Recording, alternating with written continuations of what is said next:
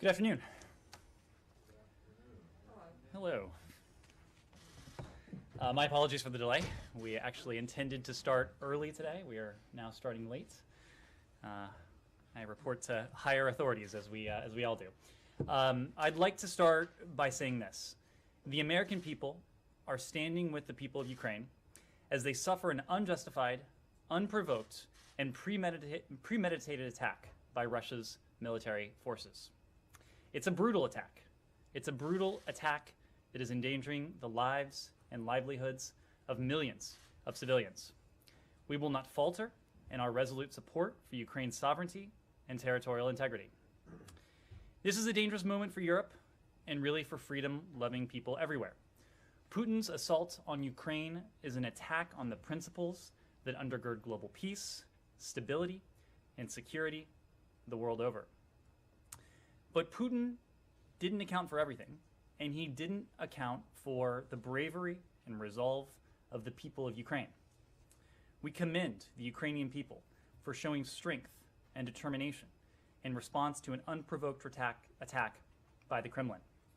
We have seen Ukrainian soldiers demonstrate incredible bravery in the first day of self-defense, shooting down Russian aircraft, firing at tanks, and holding many of the positions while under violent assault. The Kremlin continues to use disinformation, including false reports alleging, again falsely, the widespread surrender of Ukrainian troops. Moscow is resorting to outright lies in an effort to weaken the resolve of Ukraine's military and of its people. We are also witting of reports that the Russian Federation plans to threaten to kill the family members of Ukrainian soldiers if they do not surrender. These tactics are classic intimidation. They are synonymous with the Kremlin. They are unacceptable. This isn't the first time, of course, Putin has decided that his country can attack another country with impunity. Moscow's further invasion of Ukraine is part of a pattern of the Kremlin's of destructive behavior. The Russian Federation, of course, invaded Georgia in 2008. It continues to occupy territories within Georgia's borders, and for decades, it has stationed troops in Moldova without host government consent. Tomorrow, the United States will join Ukraine in solemnly marking the 8th anniversary of Russia's 2014 invasion and brutal occupation of Crimea, a flagrant disregard for international law, as well as Ukraine's sovereignty and territorial integrity. The United States reaffirms, as we always have, Crimea is Ukraine. The Ukrainian people have known 30 years of independence, and while building their democracy, they have shown relentless and inspiring pursuit of liberty, of peace, of security, of human dignity, and they continue to show that they will not go back in time. As we approach the 7th anniversary of the brutal murder of Boris Nemtsov, we are reminded that many Russians disagree with Putin's brutal and imperialist tactics and policies. The citizens of Russia who are peacefully protesting, including in Putin's own hometown and in dozens of other cities across the Russian Federation, are rejecting his violence against the people of Ukraine. We deeply respect them. We respect their bravery. We respect their heroism. They are out in the streets demanding that Russia's government, their government, stop this unprovoked and unjustified war. We've seen leading Russian journalists denouncing Putin's war of choice. We have heard of Russia's mothers concerned about the reckless deployment of their sons to a needless war. These courageous people of conscience in Russia persist. They persist despite the Kremlin's reinvigorated crackdown. This, too, is classic from Putin's playbook. Whenever challenged by people, his own people, speaking truth and opposing views, his tactic is to silence them. The people of Russia, as we have said time and again, are not our enemy. We hold President Putin and his cronies responsible for this war, not them. We join you in saying no to war. Niet vnia. President Biden has said from the start of this crisis, if President Putin chooses to invade, the cost to Russia will be immediate and profound. To its financial system, to its economy, to its technological base, and to its strategic position and ambitions as well as its reputation in the world. And the world has now witnessed that Putin has made a choice. He rejected diplomacy, he has chosen war, and President Biden has announced our response. To be clear, this is not the outcome we wanted. This is not the outcome we sought to prevent. It's both a tragedy for the people of Ukraine and a choice Putin made that he has decided for the people of Russia. This is a choice that has been decided for them, not by them. Putin's war of choice has required that we follow through on imposing the massive consequences and severe costs, and that we ensure his flagrant violation of international law will be a strategic failure. We stand united with our NATO allies and partners in Europe and around the world in confronting the Russian government and holding President Putin and those around him to account. Thanks, Ned. I just want to, I think you might have misspoken. This is the outcome you sought to prevent, right? This is the outcome that we sought to prevent. Can I ask you, this may be already kind of OBE, but, you know, there was this proposal, the Chinese and the Chinese proposal the Russians seem to have picked up on, at least for an hour or so, about talks between Russia and Ukraine happening in Minsk. I know the Secretary spoke to Foreign Minister Kuleba today. What's the U.S., what's your thinking about the efficacy of such talks? Well, Matt, you've heard us say before that over the course of several weeks leading up to the events that we've seen recently in Ukraine, the assault on Ukraine, its sovereignty, its territorial integrity, and really its people, that Moscow engaged in a pretense of diplomacy. That was before the invasion started. Now we see Moscow suggesting that diplomacy take place at the barrel of a gun, or as Moscow's rockets, mortars, artillery target the Ukrainian people. This is not real diplomacy. Those are not the conditions for real diplomacy. We and our allies have called for a real diplomatic solution from day one. President Zelensky, for his part, has repeatedly reached out to President Putin, but his outstretched hand at every turn was met now by silence and now bombs. If President Putin is serious about diplomacy, he knows what he can do. He should immediately stop the bombing campaign against civilians, order the withdrawal of his forces from Ukraine, and indicate very clearly, unambiguously to the world that Moscow is prepared to de-escalate. We have not seen that yet. So you don't think it's a good idea? We have not seen any indication that Putin is prepared to de-escalate. We have not seen any indication that he is willing to create the conditions in which diplomacy can succeed. Just to put a super fine point on it, it is not the question of the event. It is not a question of the venue. You know, if the same talks, without some kind of significant change from the Russians, you don't think talks anywhere. This is a question that is much more fundamental than the venue. This is a question of whether diplomacy can succeed under these conditions. We do not think it can. Okay. Then just secondly and finally for me, Finland and Sweden were invited to participate in this NATO meeting in Brussels earlier today. And the Russians have, I don't know, issued a warning, you know, saying that if they were to join NATO, and I know that there isn't any current plan for them to do so, but if they were, that there would be repercussions, military and political repercussions for them. Now, I'm not going to ask you whether the U.S. would encourage or support Finland or Sweden to join NATO, but there are conditions that have to be satisfied. For aspirants have to satisfy certain conditions to become members. Do Finland and Sweden currently, as they are now, meet those conditions for membership?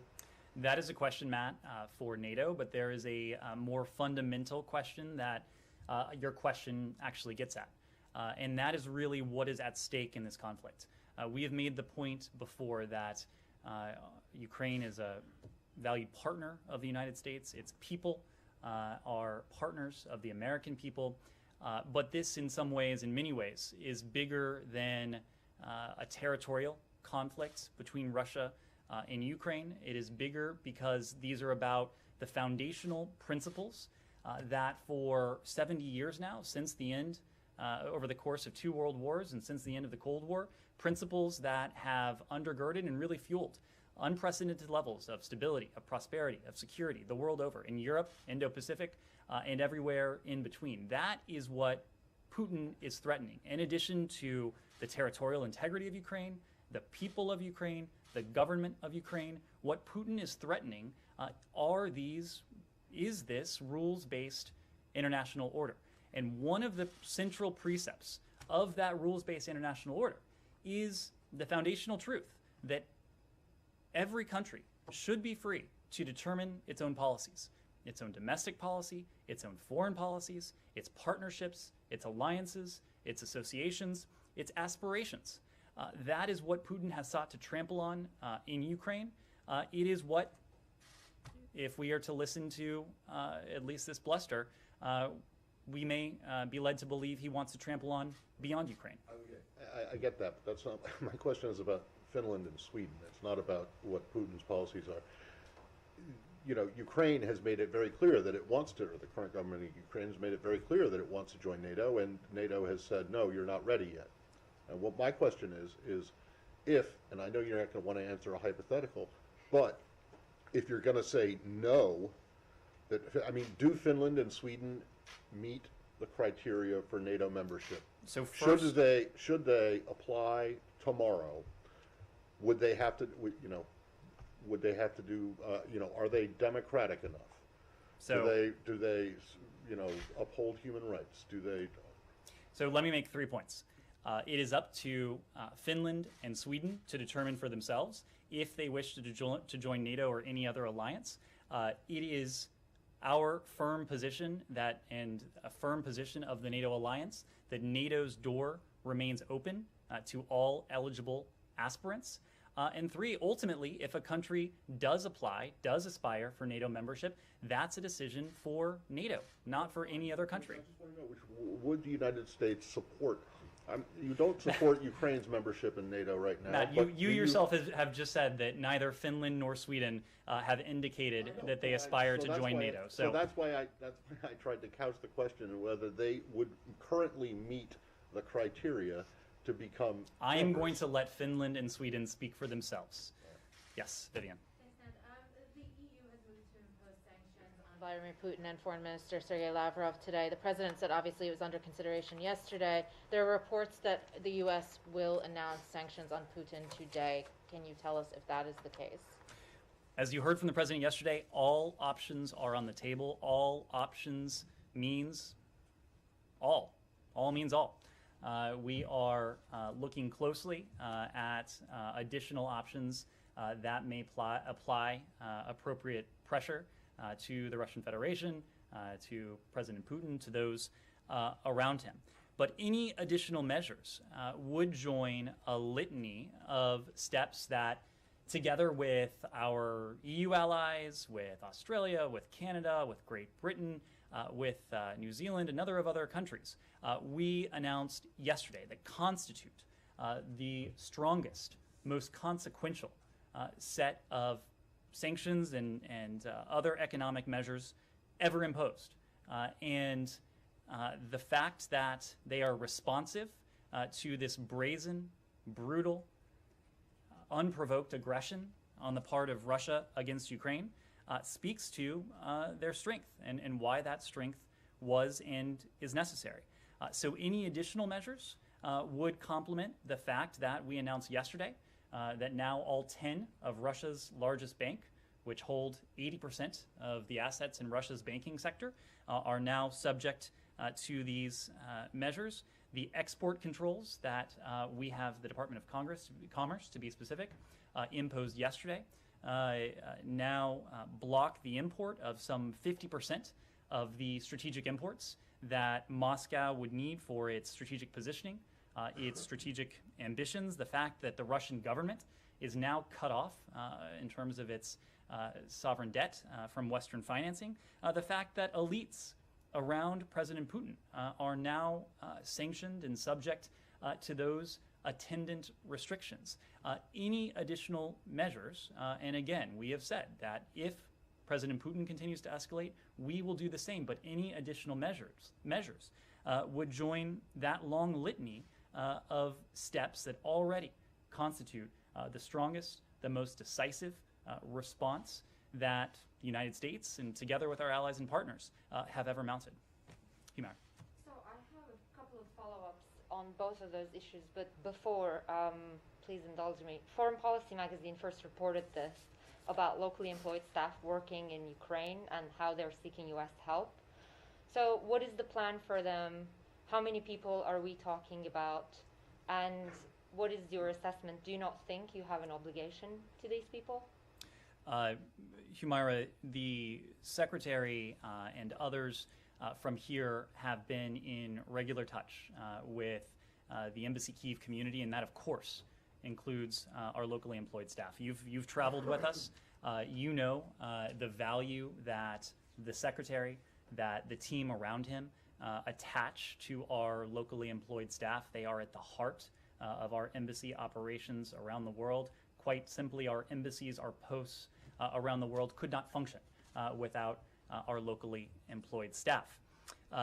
On February 24th, a couple days ago, the Locally Employed Staff Committee sent us an email following Russia's unprovoked attack against Kyiv. We are exploring all legal options available to us that would enable us to support them at what clearly is a very difficult time for our locally employed staff.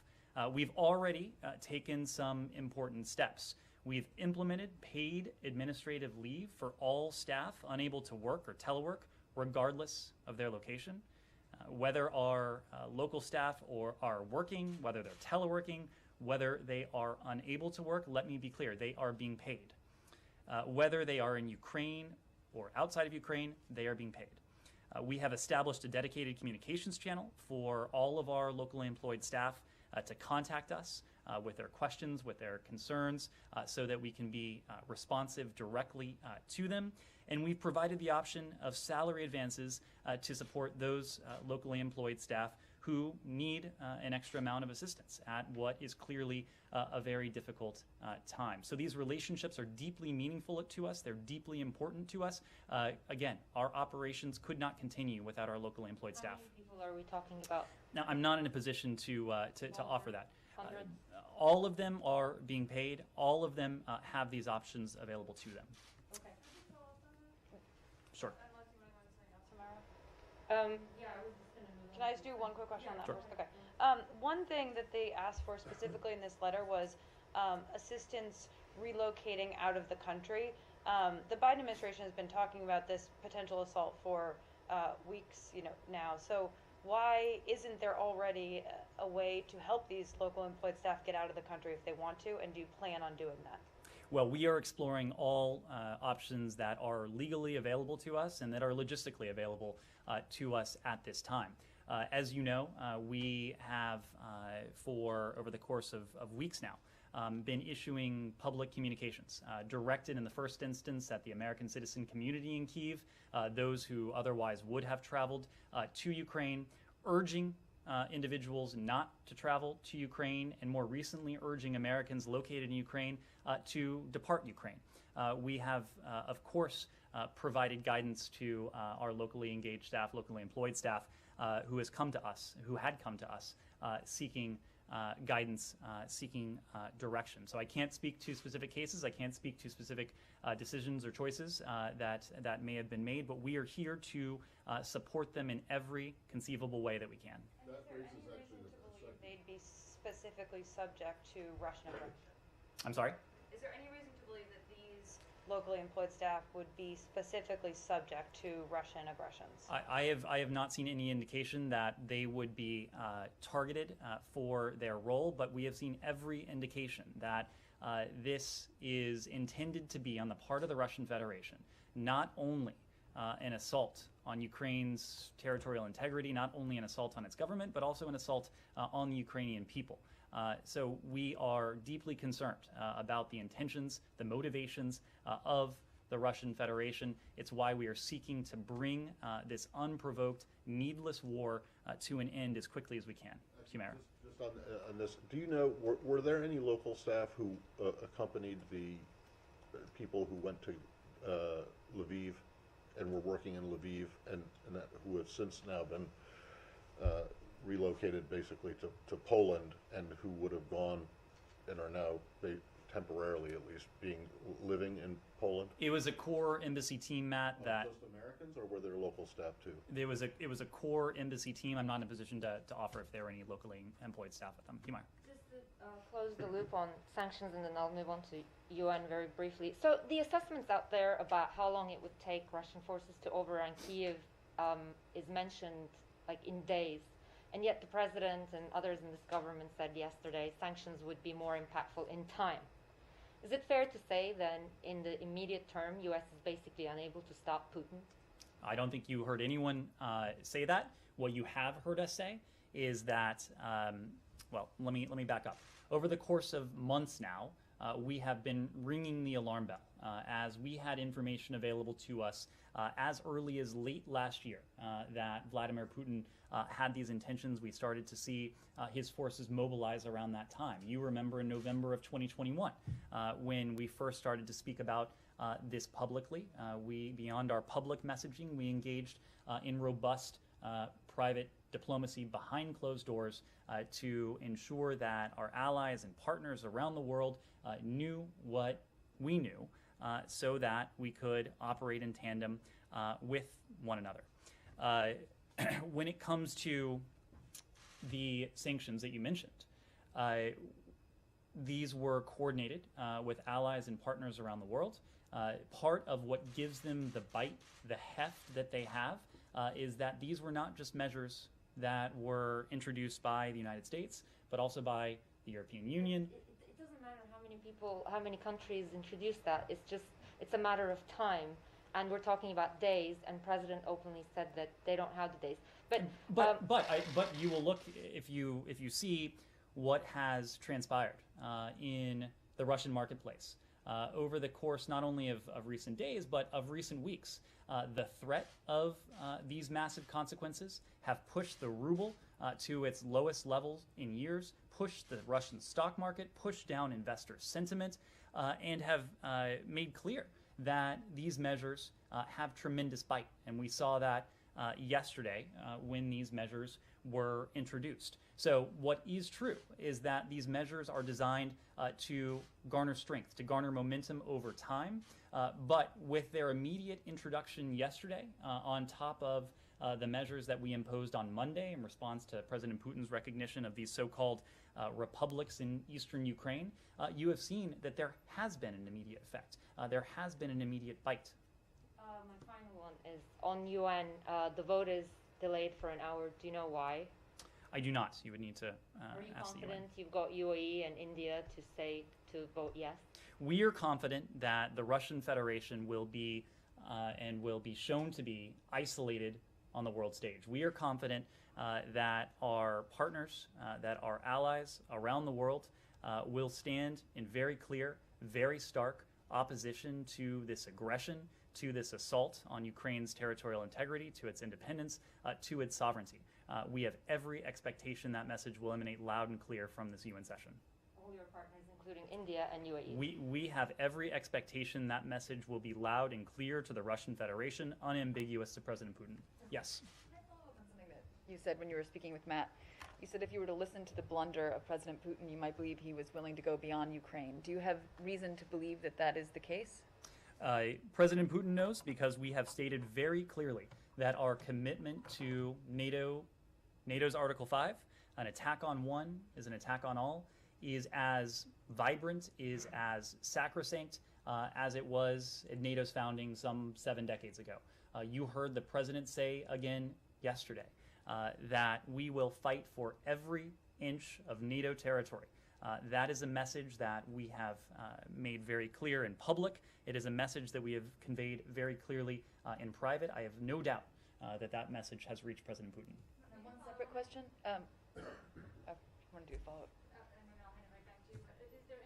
specific to indicate, the NATO Secretary General said today that there are indications that the Kremlin's objectives spanned beyond Ukraine. Is there anything to suggest from the U.S.'s perspective that they do? Well, what we have seen from President Putin, not only in recent days, but in recent years, is his desire to go back to an era that has long since passed, an era in which spheres of influence are acceptable, an era in which large countries can bully small countries, an era in which might equals right. That is an era that should have ended, certainly with the fall of the Berlin Wall, certainly with the end of the Cold War. But of course, President Putin has other desires, other aspirations. It is our task to reinforce the rules that have, again, governed the international community over the course of some 70 years, but certainly in more recent years since the end of the Cold War. Abigail. Can you give us any update on your efforts to help Americans who are still in Ukraine? I know you are always hesitant to give exact numbers, but do you have any further indication of how many Americans have crossed over the border into Poland, for instance? So, as you've heard us say, we don't have precise figures in any country around the world of the number of Americans who are present in a foreign country at any given time. And you know those reasons well. We don't track Americans. We don't require them to register. We don't require them to unregister when they leave a country. In the case of Ukraine, however, we did have an estimate, and we do have an estimate, dated from October of last year of Americans resident in Ukraine. At the time, October of 2021, there were 6,600 Americans resident in Ukraine by our estimation. And that estimation was based on data from our Ukrainian partners. It was based on data that was available to us as well, including data from local organizations. That same month, October of 2021, is this very same month that we started warning Americans not to travel to Ukraine. Those warnings were later superseded by clear and consistent encouragement to Americans to leave the country, and most recently, warnings that Americans should leave the country. So since October of 2021, we have seen a sweeping shift in the advice and guidance we have provided to Americans who either sought to travel to Ukraine or Americans who might have been resident in Ukraine. So while we don't have a firm number of Americans who are there, we have good reason to believe, and I think all of you have good reason to conclude, that the number of Americans in Ukraine now is far lower than 6,600. What we have been doing over the course of weeks now is communicating with Americans who are located in Ukraine, asking them to be in touch with us, providing us their contact information so that we in turn can provide them specific, tailored guidance about what they should do to depart the country. We have done so in the context of commercial air travel when that was available, and now more recently we've provided specific, consistent guidance on how Americans can travel overland to leave the country, including offering them specific advice as to which border crossings to go to so that they can travel from Ukraine into Poland with ease. We've conducted diplomacy with our Polish allies to make sure that Americans need not provide any sort of advance notice when they seek to travel from Ukraine into Poland. We've set up a welcome center on the Polish side of the border with representatives of the State Department there to offer them any advice, any forms, any guidance they may need to complete their onward travel. So we've been in regular, consistent touch with Americans who are in Ukraine and Americans who have made that travel into Poland. Yes, sir. Ned, if I may, I'd like to follow on sanctions. So you mentioned those additional measures means additional sanctions, but what might be the trigger? What might trigger them? So what else are you waiting from Moscow? Moscow is bombing Kyiv and other Ukrainian cities. I have the moral right to tell about this. I'm not speculating because my family spent this night in the shelter. So what else might happen? And just to push administration to apply the additional sanctions. And secondly, if I may, there are a lot of talks in Ukraine about the possibility of some kind of talks with the Russians. President Zelensky told about this in his statement that maybe America and United Kingdom may back in Ukraine in those conversations. So what's your message to Ukraine? Do you think that it's necessary right now, or it's the wrong way? Thank you. Thank you. So we do believe that diplomacy is the only responsible way to address this. That was our belief prior to the start of the Russian invasion. It is our belief now that the Russian invasion and assault on Ukraine has begun. At the same time, we want to see diplomacy conducted in a context and an environment in which it can succeed. Our concern had been, prior to the Russian invasion, that, again, Moscow was using the so-called pretense of diplomacy, pretending to take part in serious diplomatic discussions, having these staged, highly choreographed meetings of the National Security Council, where President Putin would instruct his lieutenants to engage in diplomacy only as he continued to amass his forces.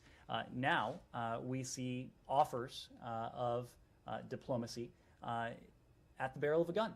We see these offers as tanks continue to roll across the border, as your fellow countrymen, your fellow countrywomen remain subject to unimaginable levels of violence and brutality by the Russian Federation. We want to make clear to President Putin that diplomacy by the barrel of a gun, coercive diplomacy, is not something that we are going to take part in. It is not something that will bring an end to this conflict in a real, genuine, and sustainable way. We do want to see diplomacy succeed. That is why we are doing everything we can through our public messaging, but in some ways much more importantly, through the measures we have introduced over the past couple days, coercive measures that are designed to contour President Putin's next moves, to put pressure on his economy, on his financial system, on those around him, and on President Putin himself, so that we see de-escalation, we see diminution of violence, we see withdrawal of forces. We have not seen any of those things just yet, but these measures were just instituted, and it is our sincere desire to see this going forward so that we can work diplomatically to bring an end to this senseless, unprovoked violence. In terms of sanctions, as we've said, we have instituted the most biting, the most crippling, the most devastating set of sanctions together with our allies and partners that the world has ever seen. And we have additional measures that if we do not see de-escalation, if we do not see a diminution in violence, that we are prepared to enact, again, together with our allies and partners. Yes? Following up on diplomacy, there was a memo sent around today to State Department employees calling for the cancellation of all government-to-government contacts with Russia unless it was a major national security interest topic, and those were listed. I'm just wondering what the goal of that approach is, what you guys think that does. The goal of... Cutting off most of the contacts unless it's of a high national security interest topic. So, again, Russia's actions, its needless, unprovoked, unnecessary, brutal campaign against Ukraine has fundamentally changed the relationship that Moscow has not only with the United States, but with countries around the world. The flavor, the look, the feel of our relationship with Moscow is very different today than it was last week or even a few days ago.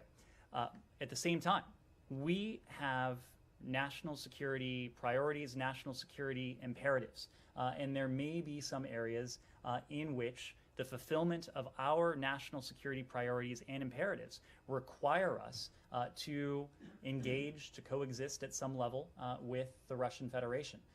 These are areas that are of overriding importance to us, and there are a few that come to mind, but the point is that Moscow is now a pariah on the world stage. President Putin is a pariah on the world stage. His economy will suffer. His financial system will suffer. Moscow's strategic ambitions will suffer. Moscow's strategic positioning and strength will suffer.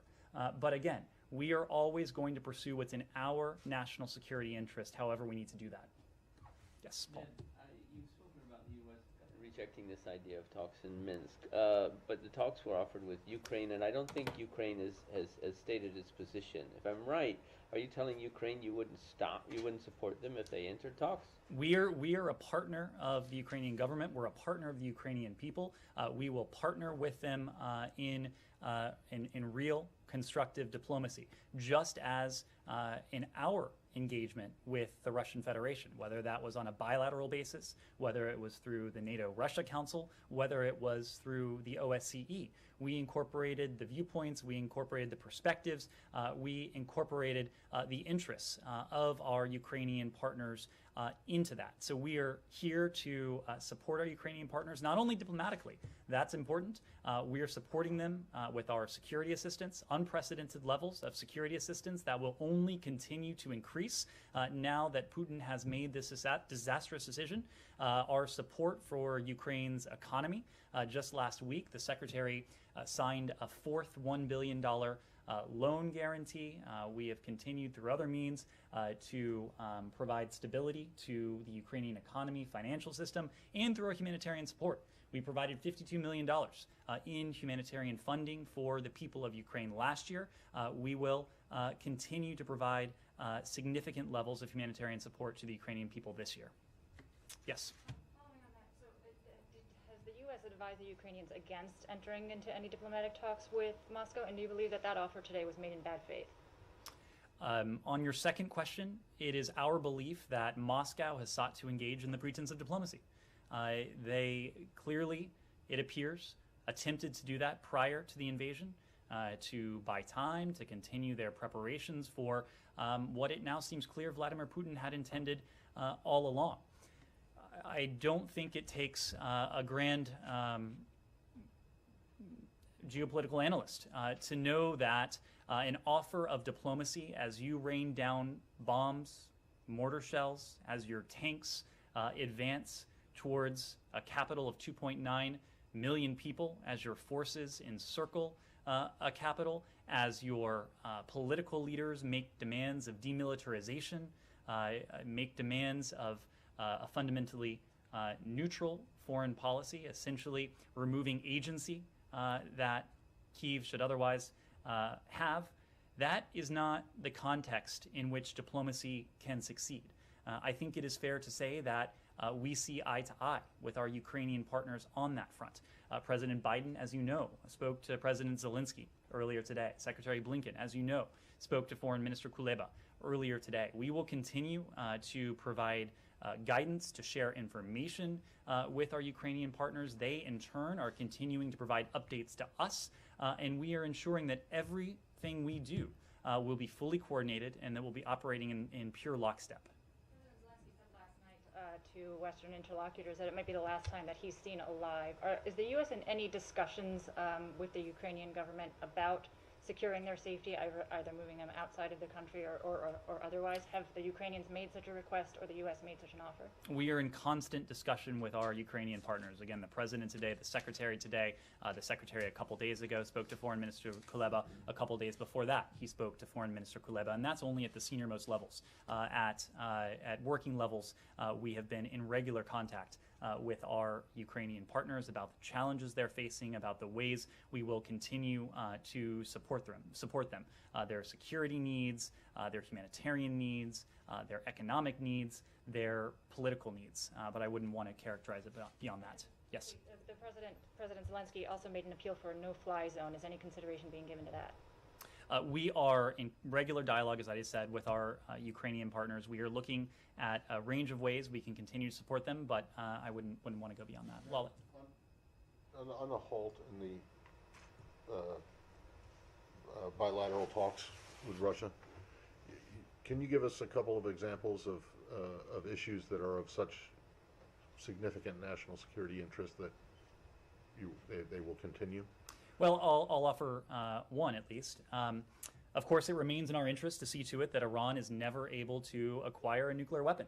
The fact that Russia has now invaded Ukraine should not give Iran the green light to develop a nuclear weapon, to weaponize, to move towards the point at which it can quickly acquire a nuclear weapon. It remains as in our interest today to deny Iran that ability than it was on Saturday.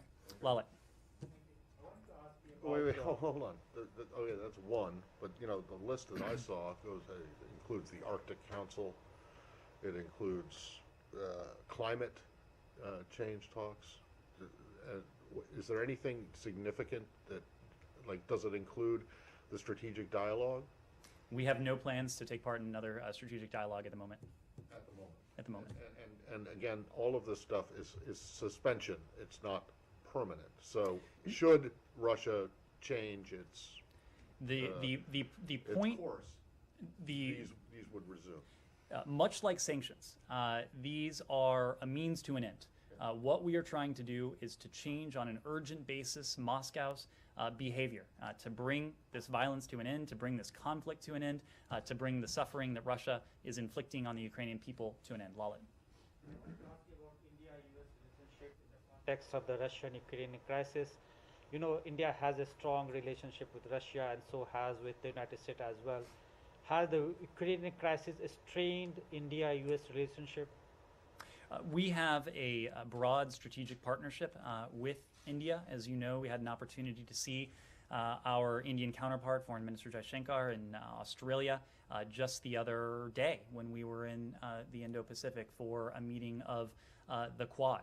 What we have done, including in the context of the bilateral discussion we had with Foreign Minister Jaishankar in Melbourne, was to share our fervent belief that countries around the world, especially those countries that have a level of influence, of clout, of leverage with the Russian Federation, needed to use that to good effect, needed to use that to protect the rules-based international order, again, that have worked to the benefit of the United States, that have worked to the benefit of our European allies, that have worked to the benefit of India, and, quite frankly, have worked to the benefit of the Russian Federation over the course of some 70 years. We share important interests with India. We share important values with India. And we know India has a relationship with Russia that is distinct from the relationship that we have with Russia. Of course, that is okay. What we have asked of every country around the world is that they use that leverage to good effect to uphold those norms, those rules that have been at the center, again, of unprecedented levels over the past 70 years of security, of stability, and prosperity. And you believe that India has that influence or leverage over Russia? Well, India has a relationship with Russia that we certainly don't have. India and Russia have a relationship, including in the defense and security sector, that we don't have. And again, we have asked every country that has a relationship, and certainly those countries that have leverage, to use that leverage in a constructive way. I have one more question on Pakistan's Prime Minister Imran Khan was recently in Moscow when Russian attacked Ukraine. This is the first time in 20 years a Pakistani Prime Minister have visited Russia. Do you see realignment of forces there? Well, I will leave it to our Pakistani partners to speak to their position on this. What I can say is that we communicated to Pakistan our position on what was then the threat of a Russian invasion and what is now the ongoing Russian invasion against Ukraine. Just as India does, Pakistan knows precisely where we stand on this. These are, again, rules, norms, guidelines that benefit India, Pakistan, the United States, and Russia as well. Yes, sir. Thank you. I have a follow-up on Minsk talks and a broader point about the conflict. Has the United States been explicitly asking the Ukrainians not to take part in the proposed talks? We have been in regular contact with our Ukrainian partners. We want to see diplomacy. We want to see diplomacy succeed. And we want that precisely because only through diplomacy can we bring an end to this needless, unprovoked, brutal conflict, and only through diplomacy can we save lives on a sustainable basis. So first and most important, we want to see diplomacy. We want to see diplomacy succeed. A corollary to that we want to know that Russia is actually interested in genuine diplomacy. It now appears quite clear that Russia was not and has not been interested in genuine diplomacy. They were interested in the pretense of diplomacy. As I said before, in the context of the ongoing invasion, diplomacy at the barrel of a gun, that is not genuine diplomacy. That is coercive diplomacy. That is coercion with the guise of diplomatic niceties. That is not something that can bring an end to this conflict in a way that we know it must end. And my broader point, if I may, why do you think this military operation is taking place? Is this because the Russians are so inherently evil that they woke up one day and decided to attack a neighboring country? Or is it because of some broader and deeper roots that needs to be addressed? Like, for instance, the international security architecture doesn't work in its current form. You'll have to ask that question of President Putin. Only he can give you a good answer only he can give you an answer. I'm not sure it'll be a good one to explain his decisions. But let me make one point. This is not and was not a decision of the Russian people. This was a decision that was made for them. This was not a decision that was made by them. And even in recent hours, in recent days, we have seen thousands of brave Russians take to the streets peacefully to demonstrate against what they see as precisely what we see, an unprovoked, an unjustified, a needless war that will inflict costs not only on Ukraine but also on Russia. The fact is that Russians are unlikely to see their countrymen come back in body bags because Putin controls just about every instrument of communication, every mass media, every element of the mass media. But Russians will be coming home in body bags. This has already had a devastating consequential effect on the Russian economy. This has already had consequential implications for Russia's strategic ambitions, both at the present and going forward. So this is not a decision, judging by what we're seeing from the Russian people themselves, that they wanted to see. This is not a decision that many of them support. The American people, the United States government, we are standing on the side of those Russians who are peacefully taking to the streets to voice their concern, their criticism, their, in some cases, deep condemnation of what is going on, and to exert the rights that are as universal to them as they are to anyone anywhere else. They are doing this in the face of continued crackdowns against the exercise of these very same universal rights. This is, just as we have said of so many other tactics, straight from Putin's playbook. The fact that dissent of this nature, peaceful protests, peaceful demonstrations are quashed and crushed in short order, that is symptomatic of a deep-seated insecurity on the part of President Putin, of those around him.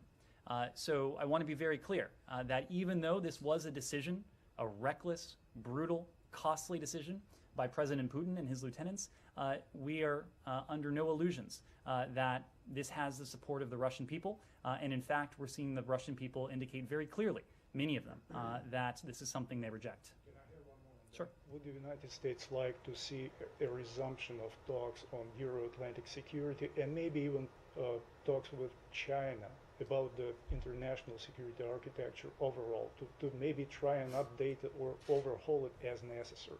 So I'll make 2 points.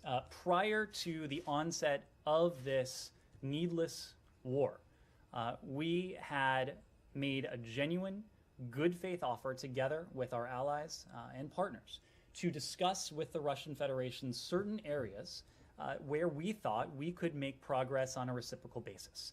These would have been discussions about, just as you said, broader European security architecture, the placement of offensive missiles in Europe, arms control protocols, arms control agreements, steps when it comes to stability, transparency as well. That was very much on the table. The Russian Federation, again, engaged in this pretense of diplomacy with us. There was an exchange, as everyone knows by now, of written proposals, written responses. There were high-level meetings, all of which culminated in what we've now seen, the Russian invasion of Ukraine, perhaps an invasion that was planned all along. That is not our near-term priority. Our near-term priority for diplomacy going forward is to bring, as quickly as possible, an end to this needless violence, this brutality that the Russian Federation is directing against the Ukrainian state, against the Ukrainian government, and against the Ukrainian people. That is our near-term focus. Can I go back to the bilateral talks just for a second? Because I think I asked the wrong question. I should have, instead of asking you what is exempted, because I've seen the list of exemptions, and it's frankly huge. Can you give us an example of the kinds of talks that now are no longer going to take place? You're asking me to... Well, I mean, are we talking about cultural exchanges or what? I mean, because if Matt, you look at the list of stuff that's exempted, you start with the JCPOA, you go to climate, you go to COVID, you go to anything having to do with consular affairs. What you will go see... to anything that the seventh floor thinks is significant enough, which could be anything. So I'm just wondering, what is it? You will see. You will see. Arctic Council in there. You will see every single. You will see a focus on our core national security interests. Yeah, but every international organization, you know, contact with the Russians at every international organization is carved out. It's exempted from this. Matt, I'm not sure this From the ICAO to the Arctic Council to the OSCE. We are going to pursue. No, I know. So what has been banned or halted because of this directive? We are going to pursue what is in our national security interests. Some of the things you just listed are fundamental to our national security interests. Just because Russia has taken this action doesn't mean that we should stop caring about our own security, the well-being, the welfare, the safety, the security of the American people. You've seen for yourself at least what purports to be a list of areas where we need to engage, we might need to engage to pursue those core national security interests. I will leave it to your well-informed imagination what might not meet that criteria. I'm just wondering, can you point to something specific that is now no longer able to be talked about with Russians bilaterally because of this? Because it just seems like almost everything that one can imagine, except for, I don't know, licensing for artwork to come to be loaned to a museum the Russian, is included. The unprovoked Russian invasion of Ukraine has contoured, has changed our bilateral relationship. So, please, Vivian. About what talks? Arms talks. So, are they off the table completely now? At this point, we do not have any plans for the next iteration of the Strategic Stability Dialogue. Arms control is an area, whether it's in the context of the JCPOA, if you want to consider that an arms control agreement, or the fact that the United States and the Russian Federation have the two largest nuclear arsenals on the planet. It would remain in our national security interests to see to it that nuclear material, nuclear warheads, that nuclear stockpiles remain under control in the positive control of the Russian Federation, that stockpiles that remain, that nuclear arsenals remain small as possible. Certainly, arms control is something that will continue to be in our national security interest, but we don't have another iteration of the Strategic Stability Dialogue planned. I have a specific thing on that. So today, in London, they canceled the performance of the Bolshoi Ballet. Yesterday, the Kennedy Center canceled the performance of a Russian ballet. Are cultural exchanges or commercial cultural visits now off the table in the U.S.? I don't want to be categorical about it. Again, this is not a decision that was taken by the Russian people. This was a decision. But, I mean, this is still. I understand that. I'm sorry to interrupt, but I understand that the Russian people didn't do this, but still, is the U.S. Will the U.S. be blocking this? I mean, you've had a member of Congress, a Democrat, who suggested that Russian students should be expelled from U.S. schools and expelled from the U.S. So, are we going that far that we're not going to allow Russian cultural visits? We are exacting costly consequences for President Putin, for those around him, for the Kremlin, for the Russian government. Our goal is not to punish the Russian people. Our goal is to stand with the Russian people, many of whom are taking to the streets in protest of this war that has the potential to devastate their country, their economy, their society as well. So again, I'm not prepared to tell you today precisely what will be canceled, whether the Bolshoi will be coming to Washington within the next several days or several weeks. What I can tell you is that we are going to continue to exact costly consequences for the Kremlin, but we will continue to stand up for the universal rights of the Russian people. Should you go ahead and follow suit, not you personally, but Treasury or whoever is going to be announcing the EU sanctions that were introduced today against President Putin and Foreign Minister Lavrov? I just want to be clear, would that complicate any communication between the President and the President, or the Secretary and the Foreign Minister, or any meetings? So you've just posed a hypothetical wrapped in a hypothetical, so it's a little bit difficult for me to for me to answer that. And I appreciate the breaking news updates from Reuters. Should we ask again in 10 minutes? Hopefully I'll be out of here in 10 minutes. What I would say is that we will always keep the door open to diplomacy. Okay, we would not do anything that would shut the door to genuine diplomacy. Okay, so such talks would be ones that are like you're not gonna extract anything else from me on this front at this time, at least. Dimitri. Sure. You announced, I mean, the State Department has announced recently the expulsion of the Russian DCM. From your point of view, it's a response to what the Russians have been doing. The Russians are saying pretty much the same thing. This vicious cycle has been going on for some time now, and this is not a policy stuff. This is purely technical issues. Why can't you resolve, those problems of at least letting your diplomatic missions to work properly? The Russians are saying, guys, let's reset all those mutual claims that we have. You're saying no, or that's my understanding. Yeah, I would like to hear your take on that. I think you might be misinformed. We have been very clear that especially during times of tensions, especially during times of crisis, especially during times of conflict, it is important for governments to be able to communicate, to correspond with one another. What we've seen from the Russian Federation over the course of months now has been a constriction on the part of our embassy operations in Moscow.